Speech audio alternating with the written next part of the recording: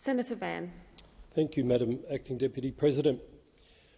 Electric vehicles equipped with vehicle-to-grid technology represents a revolution in energy management. But we find ourselves held hostage by outdated regulations and an overly cautious approach from the Australian Energy Market Operator, AEMO. The question we must ask ourselves is this: Australians have committed to achieving net zero, but are we allowing old paradigms to hold us back?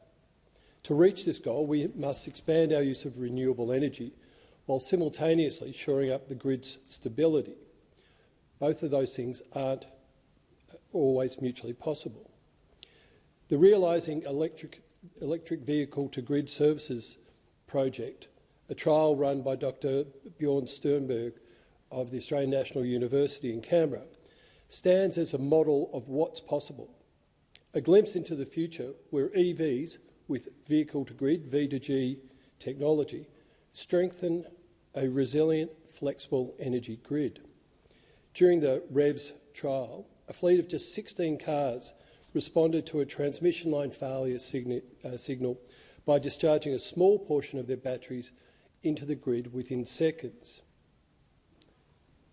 Now imagine this wasn't just a small trial, but the norm across Australia. The potential is simply enormous. The Electric Vehicle Council predicts 1.5 million EVs will be on Australian roads by 2030, and at least 250,000 of these will be vehicle-to-grid enabled. When you extrapolate the fact that, on average, EVs have a battery capacity of approximately 45 kilowatt hours, and the average household uses around 20 kilowatt hours a day, this means every V2G enabled EV has the power to power 2 households for a whole day or 1 household for 2 days, a scenario that would never be called on, but is there. The case for every vehicle in Australia to be certified as V2G enabled just gets stronger. So why would Australians buy a wall battery when an EV is just a battery on wheels? However, we need rules and regulations relevant to our green future.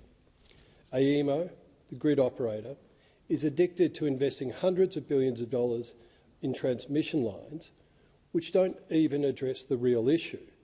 The issue is shifting a surplus of power from the middle of the day to later in the day when it's needed most. More transmission won't do that.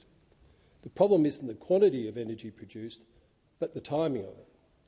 Building more transmission infrastructure doesn't solve this issue. It just increases the cost for energy users. The technology for V2G integration has proven itself, which has allowed EVs to both power up and discharge back into the grid. They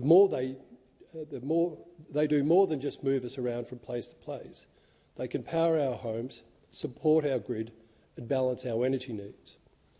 While we wait for standards and codes to be released, this potential remains largely untapped. Imagine a future where vehicles could provide the energy needed for frequency control services, stabilising our grid during critical moments. This is not a fantasy. The REVS trial showed that this is a tangible reality.